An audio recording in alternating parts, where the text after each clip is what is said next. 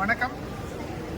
அகில இந்திய மாற்றுத்திறனாளிகள் கட்சியினுடைய தேசிய தலைமையின் சார்பாக தேசிய தலைவராகிய முகமது அனஸ் வழக்கறிஞர் மற்றும் பொருளாளர் தர்மராஜ் ஆகியோர் தற்பொழுது இங்கே அமர்ந்திருக்கக்கூடிய இடம் என்னன்னா, காட்டாங்குளத்தூர் இருக்கக்கூடிய எஸ்ஆர்எம் யூனிவர்சிட்டியில் இயங்கக்கூடிய எஸ்ஆர்எம் குளோபல் ஹாஸ்பிட்டல் அதில் தற்பொழுது ஒரு மிகப்பெரிய ஒரு அசம்பாவிதம் நடைபெற்றிருக்கிறது. இளைஞர் எழுச்சி படையினுடைய அன்பு சகோதரர் வழக்கறிஞர் புதிய காசிராஜா அவர்களுடைய சகோதரி ஒரு 34 வயதான ஆரோக்கியமான நிலையில் ஒரு மருத்துவ பரிசோதனைக்காக வந்த இடத்தில் தவறான பரிசோதனையின் காரணமாக தவறான ட்ரீட்மெண்ட் செய்த காரணத்தினால அவங்களுடைய உயிர் நேற்று மாலையே பிரிந்துள்ளது.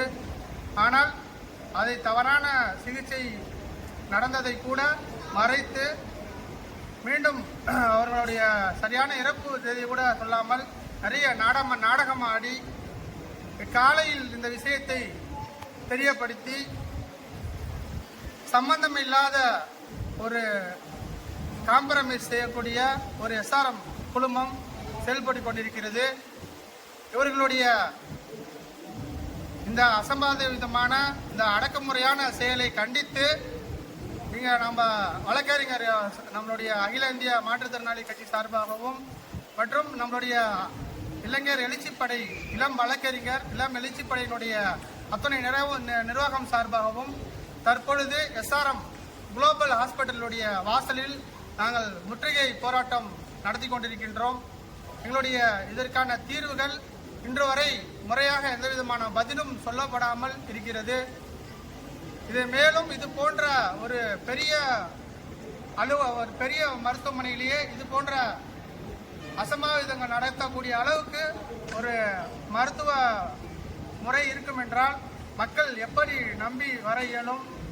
எனவே இவர்களை நாங்கள் அகில இந்திய மாற்றுத்திறனாளிகள் கட்சி சார்பாகவும் மற்றும் இளைஞர் எழுச்சிப்படை அமைப்பின் சார்பாகவும் இந்த நேரத்தில் மிகப்பெரிய கண்டனத்தை பதிவு செய்கின்றோம். எங்களுடைய அவர்களுக்கு இந்த குடும்பத்திற்கும் மற்றும் இந்த மக்கள் இந்த போராட்டத்தின் வாயிலாக அவங்களுக்கு உரிய இழப்பீடை உரிய நேரத்தில் முறையாக வழங்க வேண்டும் என்றும், மீறினால் எங்களுடைய சட்ட போராட்டத்தை தமிழகம் முழுவதும் எடுத்து செல்வோம் என்றும், நீங்கள் எந்த அடக்குமுறைகள் செய்தாலும் அதற்கு இந்த அமைப்பு எந்த நேரத்திலும் கட்டுப்படாது, பயப்படாது என்பதை இந்த நேரத்தில் கூறிக்கொள்ள ஆசைப்படுகின்றோம். மேலும்